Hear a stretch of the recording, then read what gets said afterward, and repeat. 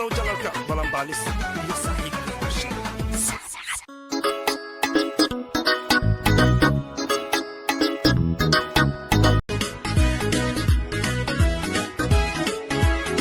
نسمع روحي حوين نعاوها يستاهل اوكي martideeda horta magacaaga saddexan walaalo ifraax ayaa la yidhaha barsho wanaagsan haye kusoo dhawow channelka wax laga daawan laga dhageysanay waa sabax isho waan dhawaay sabax fishan iyo asxaabteeda dhammaan waan salaamaya inta kugu xiran haye okay maasha allah su'aasha ugu horeysa maxaad ka leedahay kufsiga gabadha loo geystay ee xamar ka dhacay waayahan dambana social media dhanba ka socday wallahi sabax aniga aad iyo aad ayaan uga xumahay waana ka danqanayaa because gabar ayaan ahay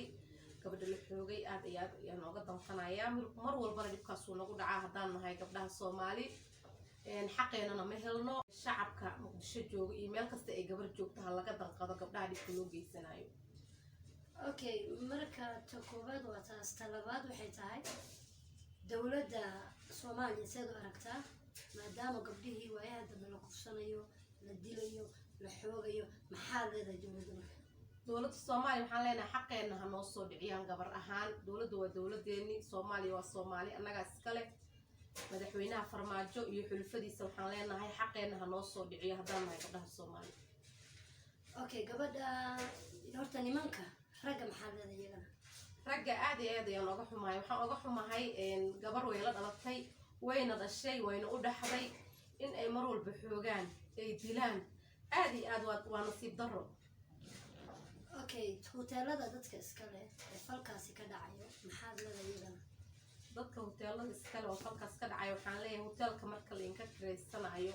shakhsi ahaan qofka hoteelka iskale markii hoteelka laga kireysanayo waa inaad qofka ogaataa number 1 naagtaadi baad wadataa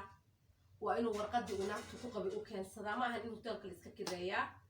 faasuqa dhan hotel buu ka imaaday idib okay ta afaraad waxay tahay waxaan ku dhahay ninka horta hoteelka iskale hoteelada waaweyn iyagu kuwa iskale milkiga naftigiisa iskale horta maba kireeyo shaqaala meesha jooga marka shaqaalihiina maxaa leedahay shaqaalaha qofka iskale ayaa hoteelka iskale oo u taliyo shaqaalaha waa shaqaalo hadduu asaga qofkii uu xoog saaro uu dhaw hoteelkayga wax faasuq ayaana lagu sameynin yaana laga kireynin dadka noocaas dee shaqaalihii ma kireynayo haye marka gabdhaha idilkood maxaad fariin u diraysaa waxaan u dirayaa gabdhaha Soomaali marka koowaad waxaan leeyahay ilaahay xaqeeni ha noo soo dejiyo marka labaadna waxaan leeyahay wiilashan mar walbana dilaayo ilaahay jidka toosan ayagana ku soo hanuuniyo because wiil uu nala dhashtay waana dhalnay waana u dhaxnay waan u duceynaynaa mar walba haye okay gabdhaha maxaa kala kula talinaysaa gabdhaha waxaan leeyahay iska daay ragga aad hoteelada u raacaysan maadaama ninka gurigiina ha kugu shukaansado inta hotel la tagi lahayd okay asxaabe waa maqasheen inay gabdhihii Soomaaliyeed meel kasoo jeedaan daafac joogaan inay ka damqanayaan dilka iyo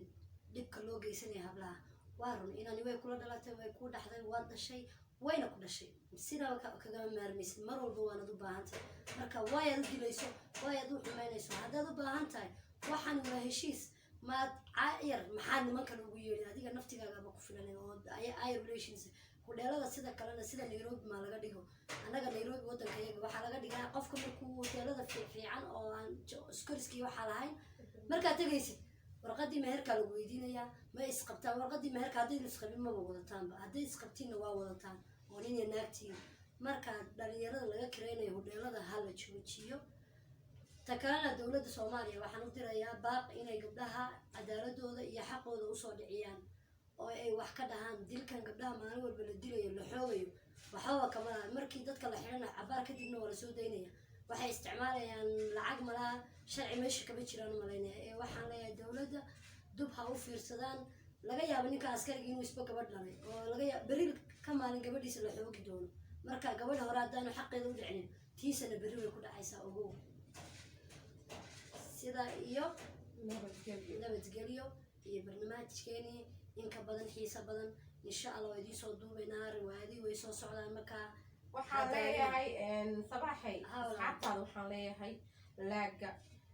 sheerka waxaas dhan ku soo saaranayaan leeyahay shacabka sabax ku xiran intaas ayaan ka codsanayaa dee qeyb baa inii rajeynayaa maanta meesha waan ku cusbaa hadda kadibna waad iga arki doontiin kaamarada insha allah soo dhawo walaal qaali ifraax waa mahadsan tahay sabax official iyo asxaabteeda waa idin salaamayaa sidaa iyo nabadgelyo waxaan leeyahay waad mahadsantihiin intii kun subscribe aad gaarsiiseen intaa ka badanna waan rajeynaya inaad gaarsiisiin watch daawo subscribe comment share like intaba ha ka iloobin wax daqiiqada iyo wax qarashi ugu hayso malaha waa suulka oo dhacdhacdhac ka siisid ha iloobina sidaa iyo nabadgelyo waana mahadsantihiin